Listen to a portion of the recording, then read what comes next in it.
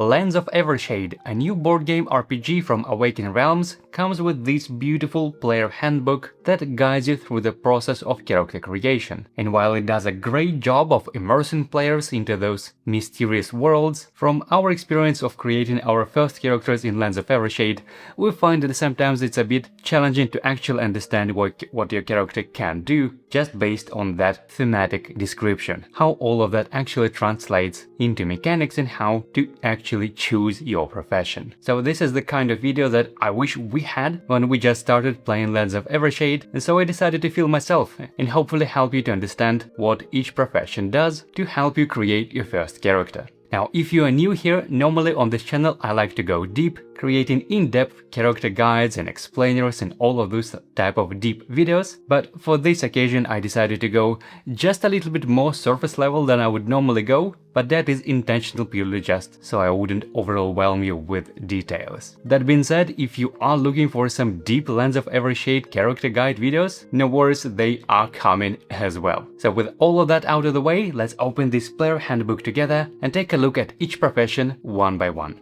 So here we are looking at the profession and path page on the player handbook. That is chapter 5, and that is so because the character creation process as a whole consists of multiple steps. You first select your race, then you select your origin, and then you select your profession and then path, which in my opinion one of the most impactful choice for your character because it determines your action cards and something you can actually use in combat. And so this will be the main focus of today's video. We'll be explaining each profession and path associated with it. But before we start, let me give you a very brief description on what profession and path actually are, because I think there might be a little bit of confusion around that. So let's clarify it first. So each profession gives your character a unique advancement tree that is named after that profession. For example, if we take a look at this Barbarian advancement help card, you can see that that Barbarian has an access to its unique advancement tree. As you level up, you gain access to those different abilities and effects.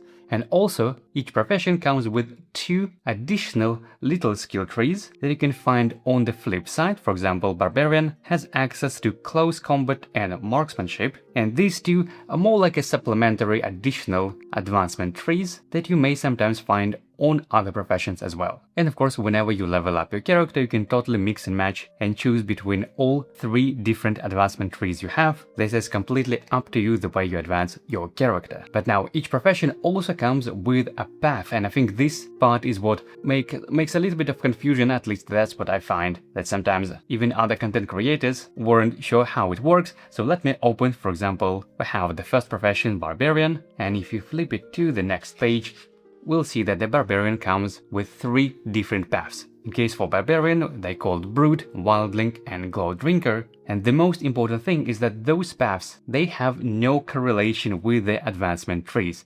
That means regardless of whatever path you take, you can still advance your Barbarian in this case in any way you want, and you still have access to both of these advancement trees like close combat and marksmanship, which on the one hand makes those paths not as impactful in a way that you still have access to all of those advancement trees and you are not limiting yourself in any way by choosing one path or another. But on the other hand, those paths, they are quite impactful because they each give 3 different things. First, each profession increases one of your main stats. Second, it gives a unique item. And third, and probably most impactful, that each path also gives a unique action card. And depending on your choice, or depending on the way you want to play your character and advance, you may stack with that action card for quite some time, and some of them potentially useful even all the way to the final adventure. So definitely those advancement cards are probably the most impactful things when it comes to paths. And so that is exactly what we're going to do in this video. We're going to take a look at each profession and path. We're going to take a look at the starting items and the starting action cards. And well, since we're already on the Barbarian paths, let's start, I guess, alphabetically with Barbarian. So let me place this advancement help card aside and take a look at the first path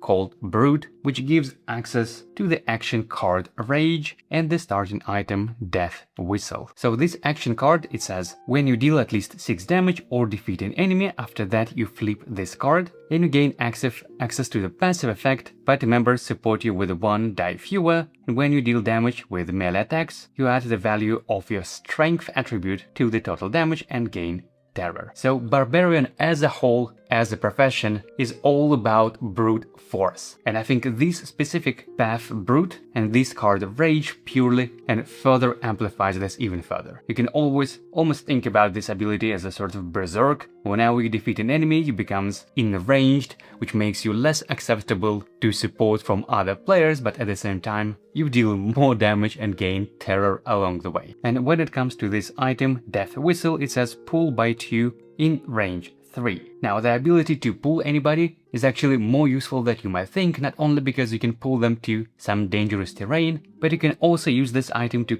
pull anyone closer to you, so you don't need to spend your limited action on a move action and you can just deal more damage without needing to move yourself. So if you like the idea of just going completely berserk and smashing your opponents, this Brute path might be for you. The next path of Barbarian, we have a Wildling, which grants access to weapon throw action card and not Ram's Ring small item. Now remember those advancement paths that each profession has access to, and in case for Barbarian, those additional skill trees are close combat and marksmanship. So you have the options in sort of specialize a little bit whether you want in melee damage or in range damage, and in case of range I think Wildling is the way to go, because this action card weapon throw, you can target one enemy in range 2+, so that is potentially a good starting point for your ranged damage dealing build. You roll for agility and you can potentially deal twice the number of successes, though for the cost of losing your melee weapon for the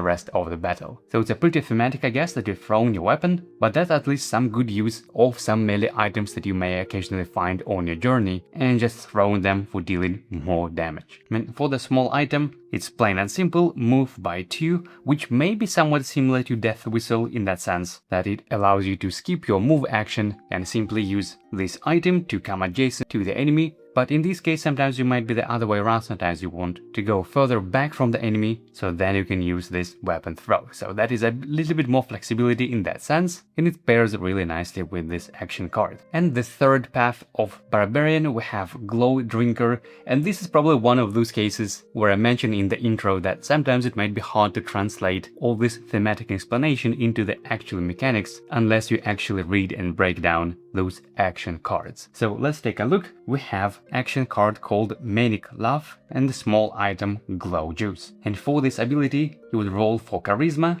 then you would push all adjacent enemies and place effect tokens on them, and on the flip side, it's during your activation, enemies with your effect tokens have their difficulty check reduced by half of your Charisma rounded down. So you effectively debuffing your enemies, you weakening them by just laughing at them, kinda intimidating them, I guess. And while they are weakened, it makes you easier to roll any attacks against them. And for this small item Glow Juice, you simply be able to roll one additional die for your rolls, but for the cost of gaining 1 terror. And as you can probably see, it is a pretty common theme across both of the paths, either in Glow Drinker or if you take the card Rage, it also will give you some terror. So potentially it might be a good idea to pair your Barbarian with somebody who could slightly help you mitigate all those terror debuffs that you're placing on yourself. So this is the Barbarian, and I would suggest you can pick Brute if you like the idea of playing completely like a berserker to further amplify the brute force of this profession. Pick Wildling if you want to specialize in ranged attacks, and pick Glow Drinker if you like the idea of weakening your enemies. Now let me place this aside and let's move on to the next profession, and we have Bard. So Bard is all about support. It basically amplifies your party members, it can amplify itself, it makes the combat generally more in your favor, and if you like the idea of just supporting your allies rather than be star of the show yourself, then Bard might be the right choice for you, even though of course Bard itself is totally capable of doing some great damage in other things. But let's take a look at the 3 paths the Bard can take, and the first one is Entertainer, that comes with Inspire action card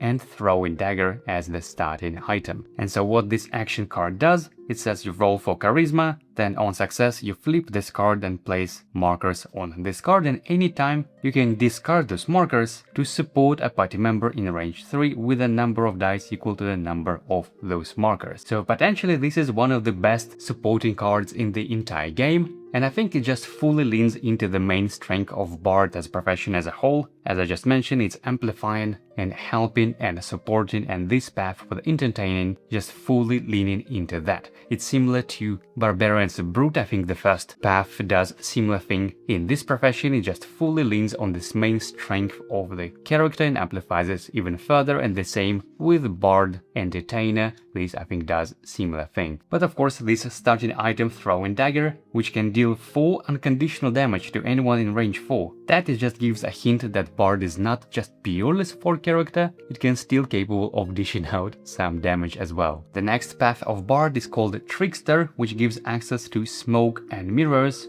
and Smoke Bomb. This is honestly not something I expected from Bard. When I read the name of those abilities and this item, I think maybe about an assassin or rogue kind of thing, but not necessarily Bard. But here we are. We have Trickster as a path of Bard. So what it does, Smoke and Mirrors, you roll for Agility and Divinum, and on success you place your effect tokens in range, and then a space with your effect tokens is treated as a character with the most moons and sun. So basically it's becoming kind of like a decoy, a sort of the illusion that all enemies are targeting instead of your character. So this is a really nice kind of defensive ability. And on the same note we have the item Smoke Bomb, which can prevent 4 damage. So a slightly more supportive and offensive first profession Entertainer, and slightly more defensive that helps with survivability we have path of Trickster. And the third path of Bard we have Lore Keeper with Weak Point and Book of Sagas, or Sagas, not sure how to pronounce it to be honest, but this action card is as the following. You would roll for Intellect and you place your effect tokens on Elite or a boss, and then when the enemy with your effect tokens is attacked with melee, you may discard all your tokens and the enemy loses 2 HP for each discarded token. So it is another support card, but it's quite different from Inspire, because in that case, you're not necessarily buffing your allies, but more like a debuffing enemies you find in a weakness, and you apply like additional pressure, additional damage to that affected enemy when someone is also attacking with melee. So it's a slightly different take on support, I guess, depending on the preference of your playstyle, whether you want to be a little bit more aggressive. In that sense, I would probably take Lore Keeper, or if you prefer purely like a buffer role, then I would say Inspire is best suited for that. Oh, and by the way, when it comes to the small item of Lore Keeper, we have this book that can grant you literally any keyword of your choice. So that is a very flexible item, potentially really helping with some endgame items as well. So let me clean up that and talk about the next profession, and we have Custodian. And this once again was one of the cases where sometimes it's hard to understand what exactly does this flavor text mean, because it sounds really cool and thematic when you're actually reading it, but what do you actually do? And Custodian is really good at items.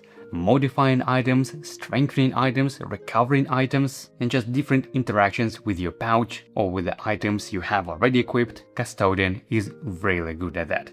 So when it comes to paths, we have Relic Hunter, Savant, and Librarian. Let's take a look at Relic Hunter with its Pike Strike and Anchor Chain. So Pike Strike, you roll for agility, you deal damage, and you deal some additional damage if the target was pulled during this action. And guess what? We have Anchor Chain that does exactly that. It can pull by 3 in range 3. So that is exactly the same item as we had for Barbarian. At least mechanically it does the same thing, even though it occupies a different slot. So just a strong melee attack with a little bit of enemy manipulation. And you might also notice that this attack you add +2 dice against Vestigial, and this is also another sort of strength of this profession, is that they are really good against the construct and different kind of magical creatures. You'll see a lot in their abilities that you add not just +1 but +2 dice whenever you do some rolls against those type of enemies. Now on to the next path, we have Seventh with Bright Mind and Whispering Box. Now for the action card, you will roll for intelligence and you would reduce dice for each party member in range 2. So this is something you would want to use when you are completely cornered on your own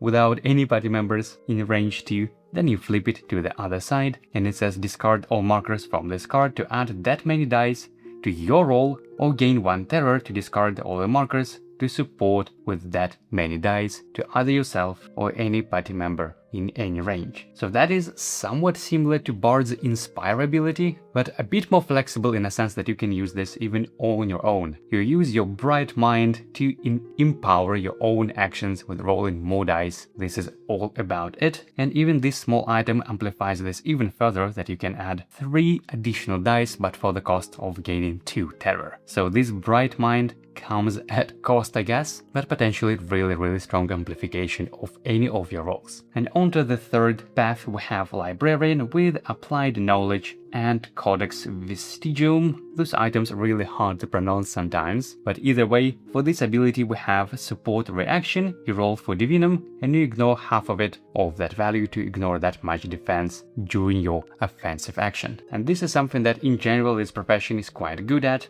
providing just additional utility and different modifications and amplifications, like ignoring defense, or like self-empowering, or like pulling enemies, even though, as I mentioned, in general, I would say the main strength probably of this class, especially at high levels, is about modifying and recovering items. So keep in mind if you're considering Custodian as your profession. Oh, and of course I forgot to mention what this item does, and it says deal 1 damage to all in range 1. So that is potentially a little nice splash of damage around your character. So it might be not as harmless as it may seem just purely on this art. Okay, so let's move on and let me clean this up and move on to the next path. Or next profession we have a Druid. And so Druid in general is a sort of like a spellcaster, but more like a nature-based, I guess, rather than kind of chaotic like the typical sorcerers or wizards are. And if we take a look at the Druid's paths, we'll see Warden, Soothsayer and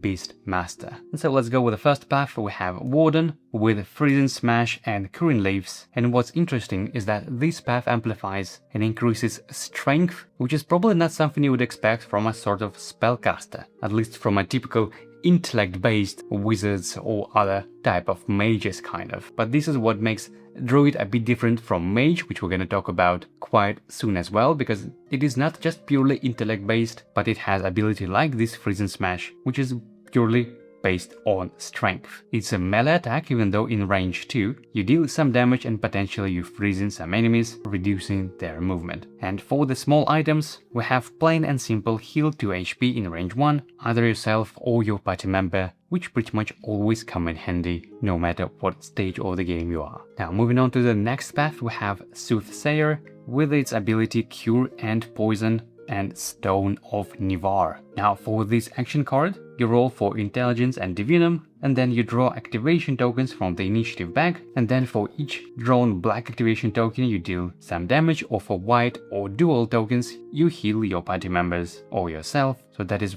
very flexible card that can either deal some damage or heal, or potentially even can do both depending on the luck of the draw from the initiative bag. And for the item Stone of Nivar, it's once again pretty plain and simple. Either you or party member gain 1 fate token, and fate tokens are pretty useful resource for rerolling any number of dice, or potentially even to make another action on your turn. And the third path of Druid, we have Beastmaster that has access to Summon Swarm and Calling Reed. Now with Summon Swarm, you roll for Charisma and then you place your effect tokens in a stack on adjacent space to summon them effectively as Hive. And Hive, you gain access to this card, which becomes your summon. So as the name suggests, you become a Beastmaster, you controlling those creatures, and it all themed really well as a sort of nature-based caster, I guess. So overall, I would say you can pick Druid if you like magic, but not as destructive, chaotic magic as other spellcasters might have, and instead more like a nature-based, and specifically pick the first path if you want to deal a little bit more damage, you want to be a little bit more aggressive, particularly with strength, or you can take the second path if you want to add a little bit more utility and potential healing to your party members, or pick a third profession if you like the idea of controlling as summons, even though keep in mind, for better or worse, we have only a single summon, this Hive. Even if you pick Beastmaster as your path, remember it does not change your advancement skill tree, and in the Druid advancement tree there is no more summons. That is literally the only one you have. So if you like the idea of summons, definitely pick Beastmaster, just don't expect to have more summons beyond this hive. So let's clean it up and move on to the next profession, and we have Executor. And this is what you probably expect from a rogue kind of type of character. Think of quick, agile, 2 daggers or swords, kind of quick moves, melee damage. That is in general what Executor is all about. So let me place all of that aside and let's take a look at the basic, or rather 3 starting cards and paths of Executor. We have Assassin, Reclaimer and Bounty Hunter. So starting with Assassin, we have Eliminate and Garrot. So for Eliminate, you roll for Agility and Divinum, and if you have 2 successes, you can instantly defeat an enemy as long as it has Divinum number of HP or less. So basically, without going too much into the mechanics of all Divinum and how it all works, you have the ability of insta-defeating enemies completely bypassing their defense or other things of that sort. So that's pretty cool, right? And to further amplify that theme, we have this small item which once again says defeat a minion in range 1. So basically any adjacent minion can be just absolutely defeated without even using any of your actions, because using an item is not considered an action. So definitely quite strong effect, and it probably gets even better as the more you play, because generally even minions get a little bit tougher, they have more nasty defense, but with this insta defeat effect, you can just bypass all of that. So if you like assassin-y type of things, this is definitely a pick for you. Moving on, next we have a Reclaimer that has Impose Your Will and Evidence. So for this action card, you roll for Charisma and you choose an empty space in range and pull the target by your mobility towards the space, then deal a lot of damage to all in range 1 from the target. So you're basically kind of like controlling, manipulating the enemy as imposing your will, as the name suggests. So that is quite a rogue type of thing as well. And for the small item, we have only 2 keywords here, so that is completely kind of like a passive item. There is nothing on the flip side, no active effect you could use, but even those keywords,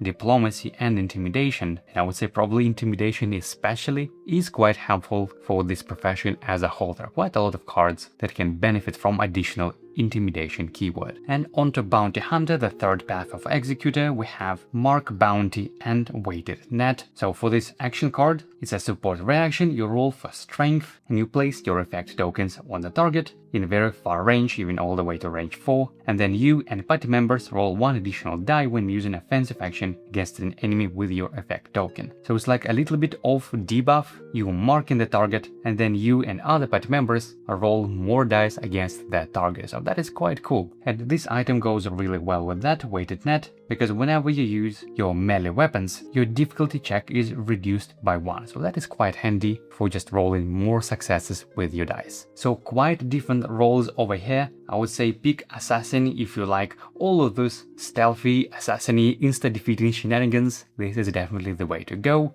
Pick Reclaimer if you like the idea of manipulating enemy from the shadow, kind of controlling them in a sneaky way that you might like Reclaimer. And if you want to provide a little bit more additional bonuses to your entire party, then I would say Bounty Hunter is pretty cool. So I think we're done with Executor, quite cool rogue type of character, or profession I guess. Now let me clean it up and move on to the next profession, and we have Fighter. And that was once again one of the cases where, you know, it was a bit challenging to find the difference, for example, from Barbarian, because they both are kind of melee damage dealers. So how do you know in which case you would want Barbarian, in which case you would want Fighter, especially since both of them have access to the close combat sort of sub skill tree. And well, as I already said, Fighter is also like a melee damage dealer, but the main difference with Barbarian is that I think Fighter is a little bit more well-rounded. It's not only focused on offense, it has a little bit more defensive toolkit, and particularly on the high level, it's really good with action economy, doing multiple actions, more than 2 actions in a turn. That is probably the main strength of a Fighter in my opinion. That's how I'd probably describe the difference with Barbarian, at least when it comes to mechanics and not just purely thematically. Now let's take a look at fighter paths. We have Vanguard, Sentinel and Duelist, and starting with Vanguard we have Adamant Stance and Lucky Pommel. So Adamant Stance is a support reaction that during your offensive action you roll 1 additional die for each enemy in range 2. So it wants to be surrounded with more enemies so that you could roll more dice, and then on the flip side you gain just passively 1 defense against melee, which is quite valuable in this game. And this is probably one of the reasons I said that fighter in general a little bit more well-rounded when it comes to both offense and defense, at least relatively to Barbarian. And for this small item we have Lucky Pommel, just adding 2 more dice to your melee roll, so that is potentially a lot of dice you can add to your melee roll. So we have up to 3 dice from Adamant Stance plus 2 more from this weapon. So yeah, that is a lot of dice to roll. Onto the second path, Sentinel, we have Guidance and War Horn. So for the Guidance, it's support reaction. You simply support your party member with 1 die, but with the caveat is that with this roll you treat 11 result as 12 and you treat 2 as 1 instead. So basically you increasing the likelihood of rolling double successes, because that is what 12 is, and at the same time you increasing the likelihood of rolling 1, which is also a good thing because you can get some fate tokens whenever you naturally roll 1. And for the small item, whenever you draw an activation token from the bag, you can choose a side of a dual-sided token. So overall, I would describe Sentinel as a little bit more support role. You still most likely a melee fighter because once again, remember this path does not change your advancement tree, but you still have access to quite nice additional support and a little bit more control over the order of the activation whenever you draw a dual-sided token. And on to the third path, we have Duelist with Riposte and Parrying Cape. So Riposte is a melee attack that you can use as an offensive reaction because you deal some damage equal to the number of prevented damage to the attacking enemy, ignoring 5 defense. So that is quite strong. You're dealing that damage back that you just prevented, but you're also ignoring some defense along the way, and the item that you get, Parrying Cape, also helps you to roll more dice whenever you use defensive reaction, so it helps you to prevent more damage, which once again goes nicely with Riposte. So I would say these 3 paths, they are pretty clearly a little bit more offensive, a little bit more supportive, or a little bit more defensive, depending on the playstyle of your choice. But either way, fighter, well, it is still a fighter, and as I mentioned, probably the main strength of it is the chaining different abilities, especially with their very late game ability. You'll be able to use way more than just 2 basic actions on your turn. So that was fighter. Now let me clean it up and we're gonna move on to the next profession, and we have hunter, which is probably as suggested by the name, and particularly because of this art and illustration, that it is your main ranged damage dealer. Now, as you probably remember, Barbarian also has access to marksmanship, and the same is true for hunter. They both have access to this additional advancement tree, marksmanship. So even though Barbarian can specialize in ranged attacks as well, but hunter can also provide a little bit more utility. It's a little bit better with survivability, so it's not as just purely offense focused as Barbarian. So that is once again a little bit of a difference between those 2 professions, and specifically between specializing Barbarian into ranged attacks compared to hunter. So let's take a look at its paths. We have Archer, Tracker and Beast Slayer. So on the Archer path we have Precise Shot and Prayer Bell. With Precise Shot you roll for agility and divinum, you deal some damage, you ignore half of the divinum value defense on your target, and if you roll enough successes you cannot flip this card back, so you can do 1 Precise Shot right after another within the same turn, because otherwise normally you would flip the card, but with enough successes you can repeat the same Precise Shot twice within the same turn. And for this small item, it says, when refreshing your action card with Fate cost, ignore Pain the Fate. That is quite useful for refreshing some action cards that have the cost of Pain Fate for refreshing them, and this gets probably particularly useful more towards the mid and late game once you have more of such cards and not just at the very beginning, even though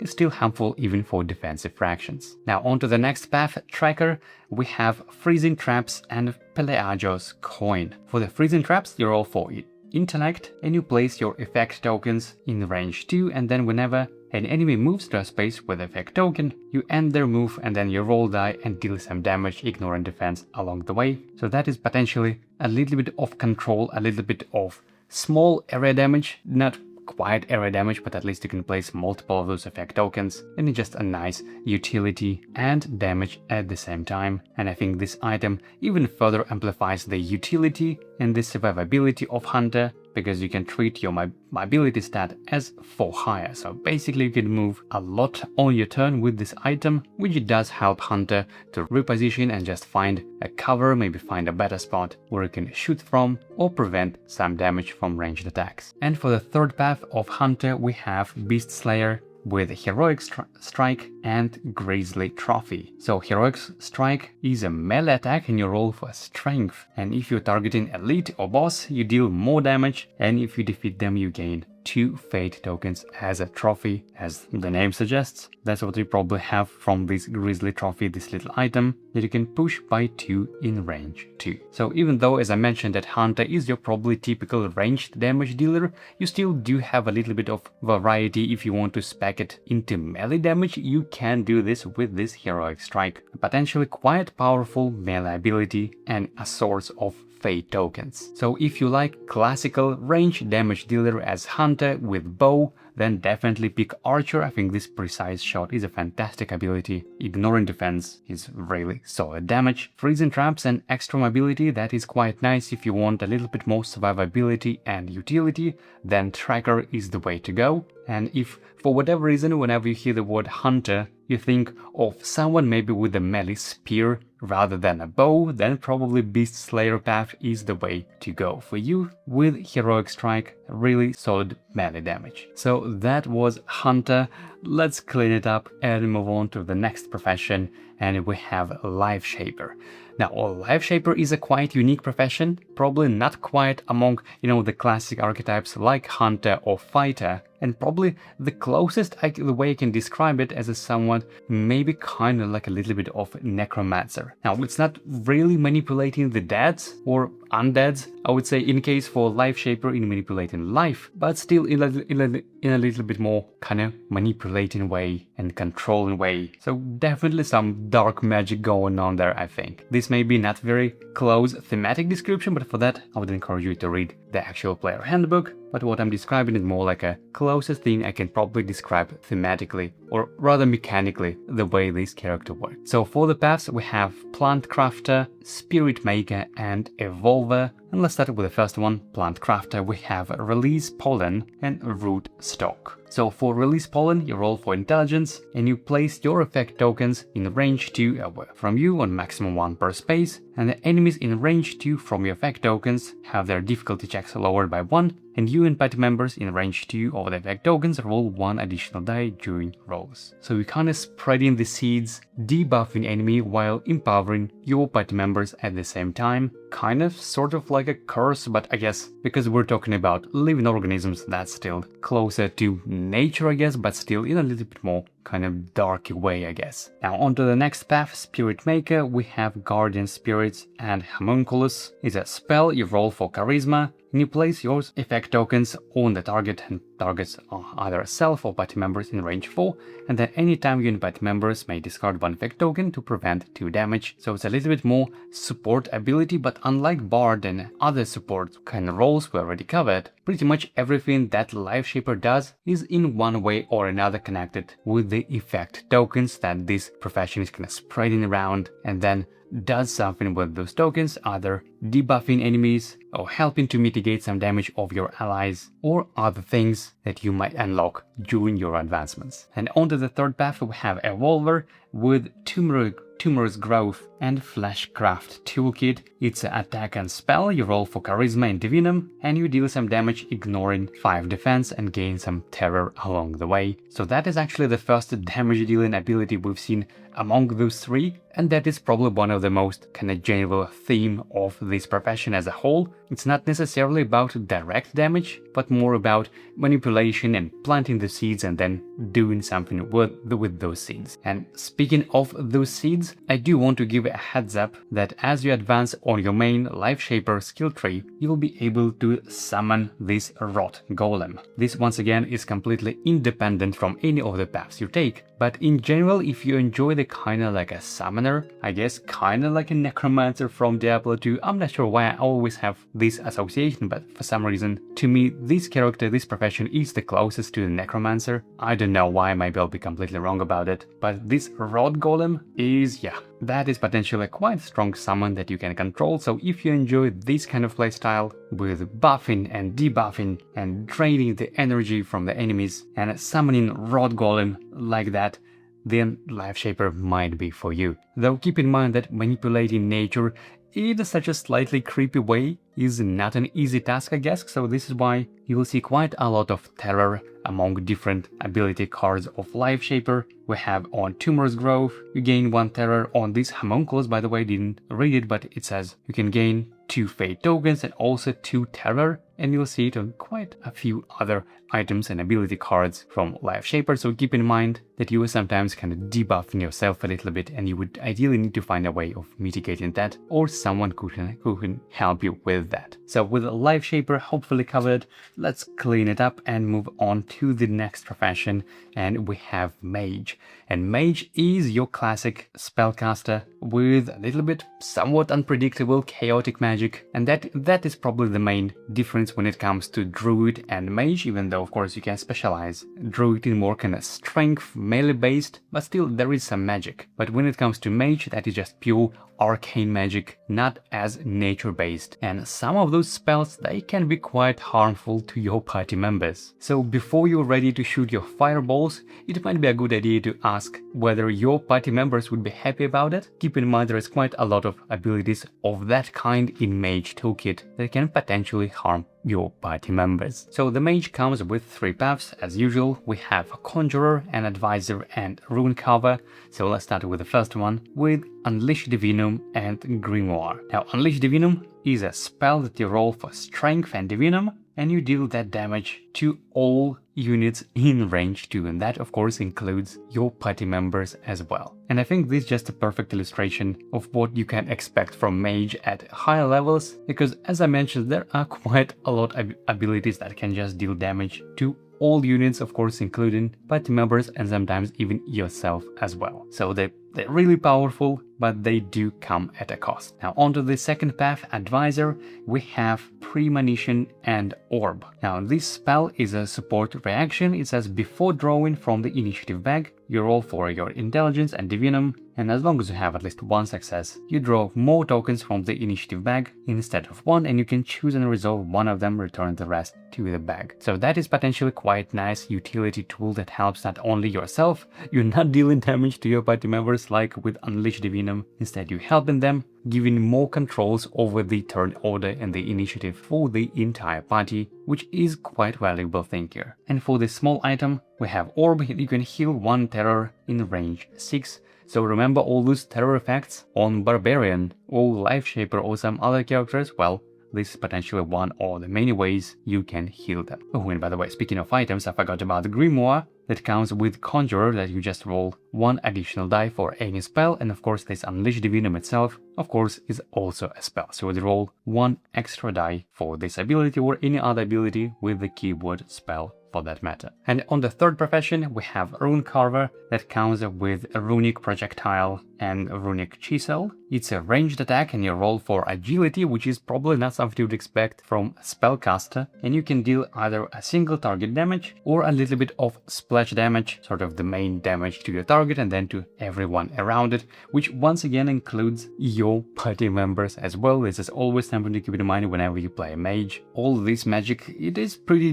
destructive, I would say. And for this item, it says during your attack you can add damage up to your agility stat value, that is quite a lot of damage to add, but you'll lose 2 HP. So there is a little bit of trade-off, a little bit of self-harm, which is not something new to Mage. As I said, quite a lot of abilities that can damage not only the enemies, not only party members, but yourself as well. So be ready for that if you want to play Mage. But other than that, that is probably the most kind of classical archetype as you can have. Kind of forbidden magic, arcana, chaos, all of this unpredictability that comes with magic. So we're nearly done, just a couple of professions left.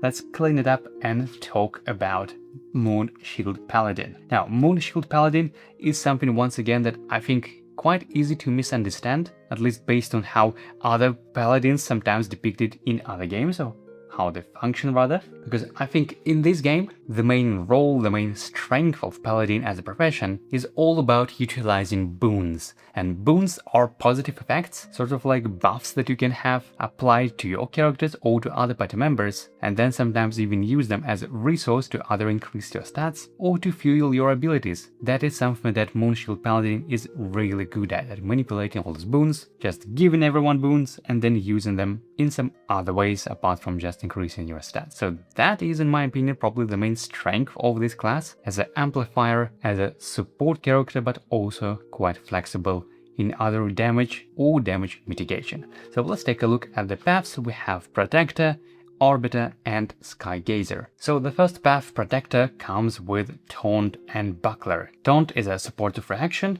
After revealing enemy activation card, you change the target of the current enemy to yourself. So basically you are voluntarily becoming the target of the enemy instead of anyone else, and this way while you protecting your party members, as the name of this path suggests. And Buckler can slightly help you with that. It gives you +3 shield against a single attack. So if you like the idea of helping your party members in that way, literally blocking their attacks with your body, then Protector might be the one for you. Next, on the Arbiter, we have Aura of Justice. You roll for Charisma. On success, you flip this card and you place some markers on it, and then you gain passive. During defensive reaction rolls, reduce the difficulty check of all enemies in range 3 by 1 per marker. So you sort of slightly weakening the enemies. You have this ongoing area effect, like this aura, that makes it easy to defend against those enemies. So I would say it's a little bit more supportive role in that sense, and I think this item further amplifies this. Once again, we have Blessed Charm. You support with 2 dice to go even further with that identity of being kind of providing additional utility to your group. And onto the final path, Skygazer, we have Moondisk alongside the Spyglass. Now, Moondisk is a ranged attack and it's a spell. You roll for Intelligence and Divinum, and you can deal potentially quite a lot of damage in range 4. So if you've been thinking about Paladin as a melee character, well, you can totally spec it into fully into ranged attacks with this Moondisk. And what's even cooler is that once you flip it back, this Moondisk becomes your sort of moon shield, because it turns into a defensive reaction that you can protect either yourself or any party member in range 4 with potentially quite a lot of damage. So you can almost think about it as a sort of like a Captain America build. You sort of throw in your Moondisk, your shield, and using it either as an offensive thing in range, or then you can use it to mitigate some damage, not only for yourself but even for party members. So that is definitely quite cool ability that can potentially carry you in the early game, and it is certainly still useful even in late adventures. So I would say pick Protector if you like the idea of taunting enemies and protect your allies in that way, or pick Arbiter if you like the idea of debuffing enemies with this aura and potentially supporting party members with more dice, or pick Skygazer if you like the idea of speccing your Paladin into more kind of like intellect based rather than strength or charisma based, and it's more like a ranged all around damage dealer and protector in that way. So definitely quite interesting character, interesting profession, but maybe not something you would expect from a typical paladin. At least that's what we had in our experience in our playgroup. So that was the Moonlight Paladin, and oh my, I like this piece of art so much. I think it looks really cool. But let's move on to the next profession. We have only a couple left, and that is Omu Priest. And Omu Priest in general is your typical healer. It has potentially one of the best healing ability in the game, especially since it also comes with support magic, even though, as I said, all advanced skill trees, they are not unique professions, but still, nevertheless, if you want to build it as a fully support character with only healing and things of that sort, you can totally do that. But at the same time, Omu Priest is certainly capable of dealing some spellcasting and some kind of holy damage, and probably the main gimmick of this profession is about manipulating difficulty checks and reducing them, and kind of controlling them and potentially dealing some quite a lot of substantial amount of damage based on those difficulty checks on enemy defense, so to speak. It's hard to explain maybe, but bear with me, we're not talking about endgame stuff in this video anyway. So let's take a look at the past. We have Godseeker and Hermit and Justiciar. So for the Godseeker, we have Divine Justice and Penitent Clogs. It's an offensive reaction when the targeted enemy deals at least 1 damage to you or party member.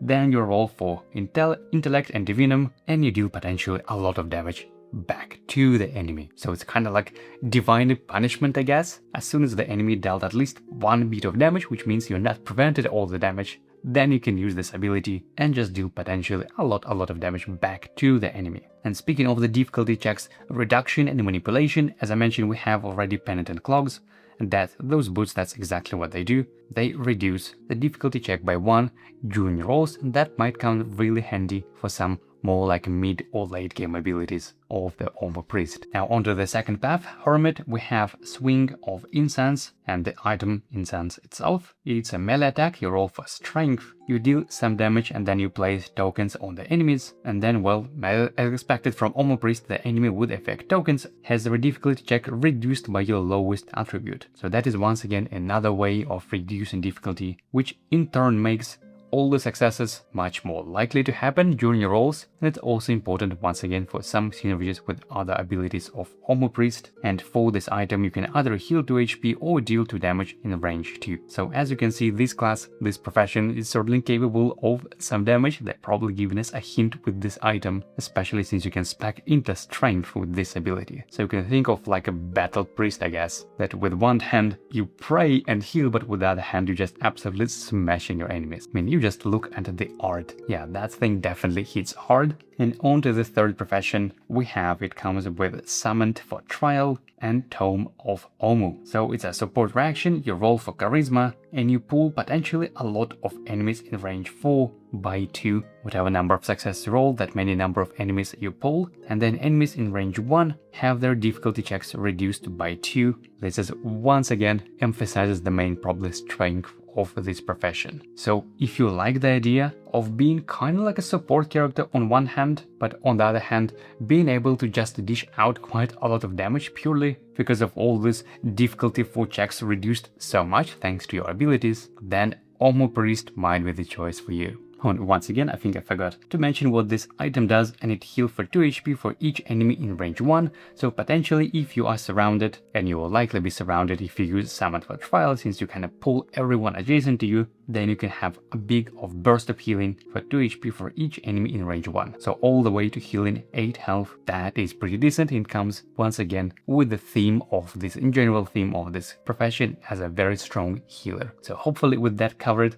now let's move on to the final, last but definitely not least profession, and we're gonna have Scoundrel. Now when I saw this art, I immediately thought of rogue, kind of stealthy, kind of like a sneaky character, but here it's actually a little bit different. For example, if you try to compare Scoundrel with Executor, because they both kind of like agility based, kind of like a rogue character, I think, but I would probably describe Executor as much more damage focused, whereas Scoundrel is much more utility focused. It does some tricks and a little bit of weakening and support and control, but not necessarily a lot of direct damage as Executor does. Even though Scoundrel is certainly still capable of dealing quite a lot of damage, especially more towards the mid and late game.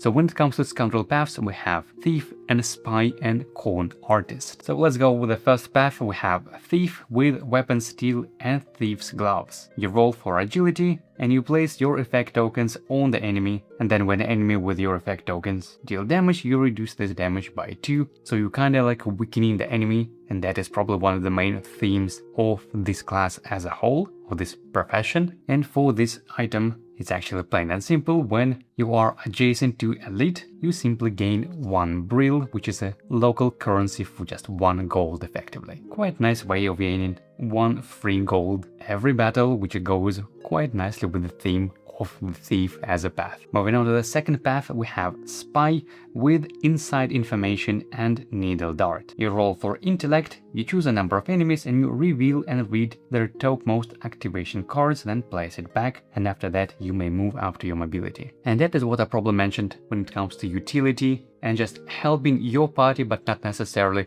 in a direct combat way. So the fact that you can pick and reveal topmost activation cards of the enemies, it's quite valuable information. You know what enemies going to do, you can position yourself, you can completely get out of the way, make them beyond their reach. So that is very strong effect potentially, but once again it's not necessarily directly like damage dealing like Executor if you try to compare these two as sort of both kind of like agility sneaky characters. And with Needle Dart, for your ranged attack you can ignore 3 defense. That is potentially quite nice damage amplification that is once again in theme with this class. And for the third profession, for Con Artist, we have Becoming the Role and False Documents. For this action card you roll for Charisma, and on success you place the number of markers on this card, and then after revealing an enemy activation card, but before resolving it, you can either just cannot be targeted at all, or you simply reduce the number of either moons or suns, which is basically a tiebreaker when it comes to enemy targeting. So you're becoming less targetable with this ability, which once again goes with the theme of this class. As I already mentioned, it's more about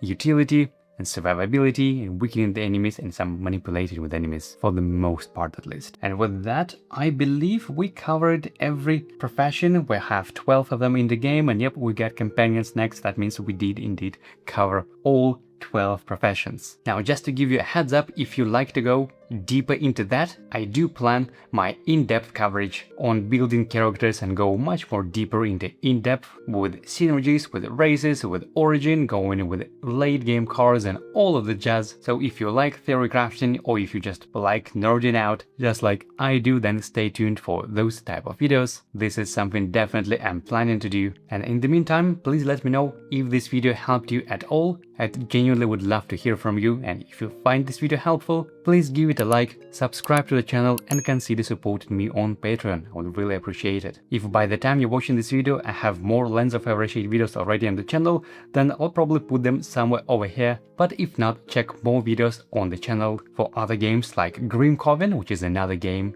from Awakened Realms, or my ongoing videos for the Elder Scrolls Betrayal of the Second Era or Slay the Spire or other games. And well, as always, thank you very much for watching, and I'll see you in the next video.